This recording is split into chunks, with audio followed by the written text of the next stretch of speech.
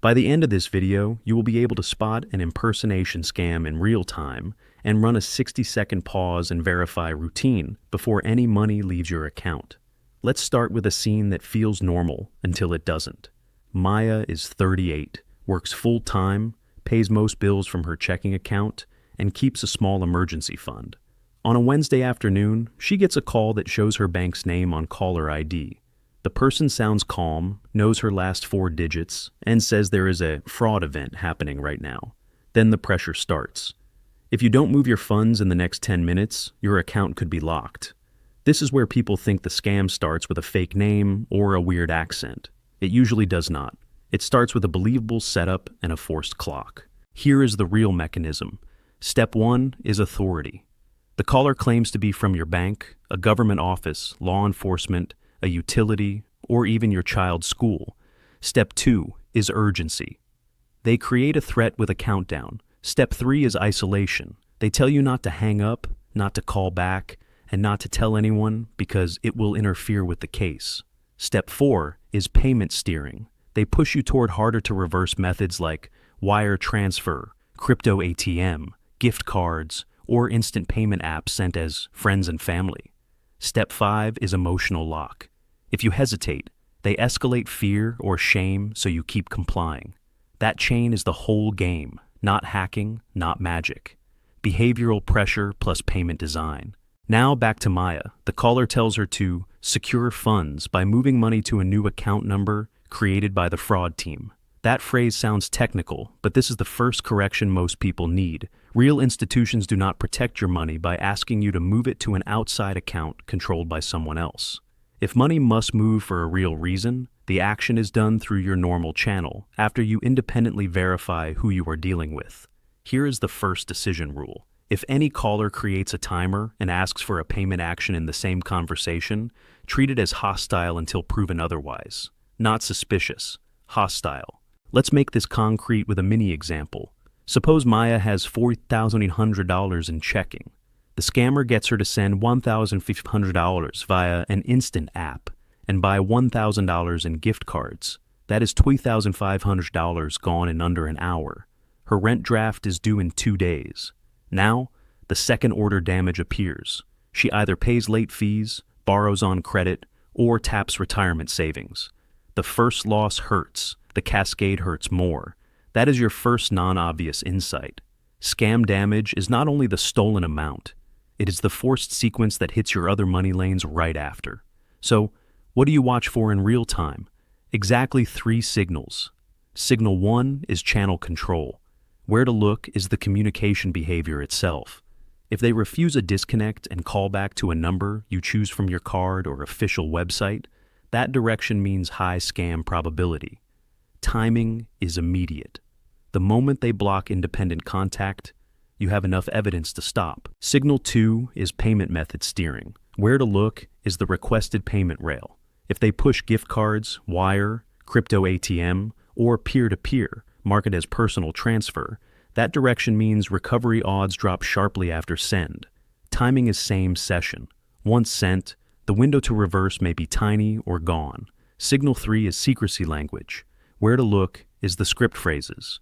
If they say, do not tell your bank branch, do not tell family, or stay on the line while you drive, that direction means they are trying to prevent your normal verification loop. Timing is also immediate. Secrecy commands are a stop sign, not a yellow light. Now let's apply those 3 signals to Maya's call. The caller says, do not hang up while I transfer you to senior fraud.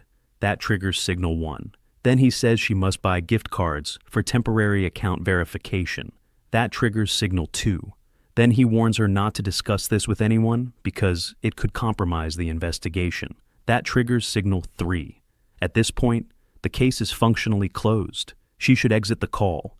Here is the safer versus riskier path. Compare. Riskier path is compliance under pressure. You keep the caller on the line, follow instructions, and perform a payment action before independent verification. Pro is emotional relief for 10 minutes because it feels like you are doing something. Cons are severe. You may lose funds fast and shift into bill disruption.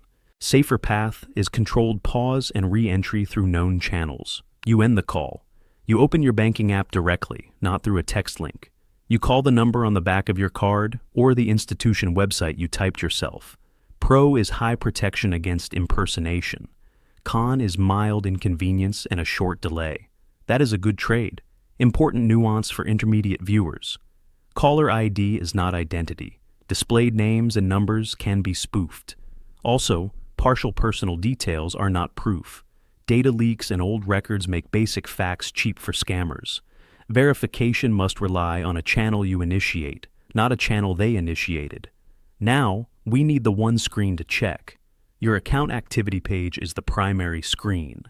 You are checking for actual unauthorized transactions, not verbal claims. If there is no transaction and the caller is demanding urgent movement, the mismatch itself is information. Second screen is your card controls page. Temporarily lock card functions if you are unsure. That action is reversible and buys time. It is very different from sending money out. Third screen is your contact center route from official app or website. Use that to reach real support after you disconnect. Let's revisit Maya with those screens. She hangs up, opens her bank app from her home screen, sees no transfer out, locks her debit card for 30 minutes, calls the printed support number. Real fraud support confirms there is no safe account transfer protocol and flags her number for spoof call education. She loses $0 because she broke the isolation step before payment steering could complete. Here is another decision rule when family is involved. If the caller claims your child or parent is in immediate danger and demands payment first, switch from emotional response to identity confirmation. Use a known family contact path that is not the one the caller provides. If you cannot confirm in 2 minutes, contact local authorities through a number you source independently. The rule is verify person first, then decide payment. Never invert that order. Now, let's talk timing, because timing is where people get trapped. Scammers prefer end of day, weekends, commute hours, or moments when cognitive load is high. They do this because your verification friction is higher and your tolerance for delay is lower. Your countermove is to pre-commit a pause protocol before the stress event happens. Write this on paper and keep it near your desk. No money moves during inbound pressure calls. I disconnect and verifies through known channels. If you are a parent or manage family finances, share the same rule with everyone in the household.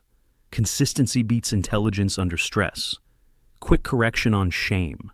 Many victims think, I should have known. That mindset hides incidents and increases repeat risk. Better framing is process failure, not personal failure. If the process is fixed, odds improve immediately. Now, what if money already left? First, contact the institution through verified channels and report the event with exact timestamps. Second, report to the payment platform and request reversal if possible. Third, freeze or replace compromised credentials. Fourth, document every interaction. This does not guarantee recovery, but speed and records materially improve your chances. Revisiting Maya one more time. Imagine she had sent $700 before realizing it was fake. Her best move is not arguing with a scammer. Her best move is timeline control. She contacts verified support, files the report, captures screenshots, and escalates within the same day. The mechanism is simple. The earlier the flag, the more paths remain open. Before we close, here is the biggest trade-off people miss. Convenience and speed in payments are great for normal life. The same traits reduce recovery options in fraud events. So your everyday system should separate spend convenience from reserve protection. Keep larger reserves in accounts with extra transfer friction and alerts. Use faster rails for routine spending, not emergency storage. You are not trying to predict every scam script. You are building a response system that still works when the script changes. 2-minute checklist before we end. 1. Check your defaults. Turn on transaction alerts for card, ACH, and wire activity above a threshold you will notice. 2. Lock in your verification path. Save official institution numbers from your card and website, not from texts or inbound calls. 3. Define your no-go payment list for inbound pressure events.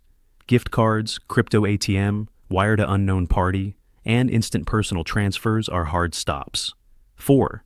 Create a household code phrase for family emergency claims so you can verify identity quickly without panic. 5. Rehearse the one sentence you will say out loud.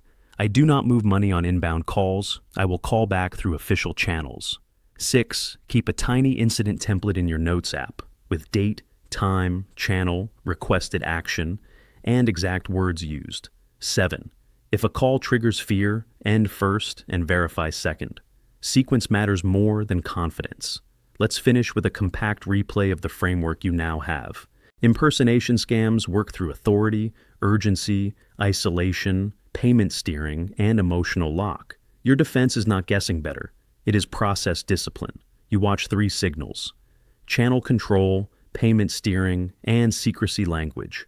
If those appear together, you stop the session. Then you verify through channels you initiate. You check real account activity, not claimed activity.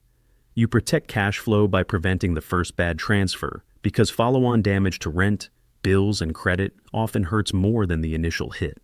Maya avoided loss because she interrupted the chain at the right point. If she had not, the same framework would still reduce damage by speeding reporting and preserving evidence. That is why this approach works across different scam scripts. It is mechanism-based, not headline-based. And this is your testable outcome from today. If you get a high-pressure money request this week, you can run the pause and verify routine in under 60 seconds and decide from evidence instead of adrenaline. That one habit can protect your emergency fund, your bill calendar, and your borrowing options all at once. If this helped, subscribe to the Wealth Blueprint for more clear money breakdowns, and leave a comment with the next topic you want covered, or the one part of today's video you want explained even simpler.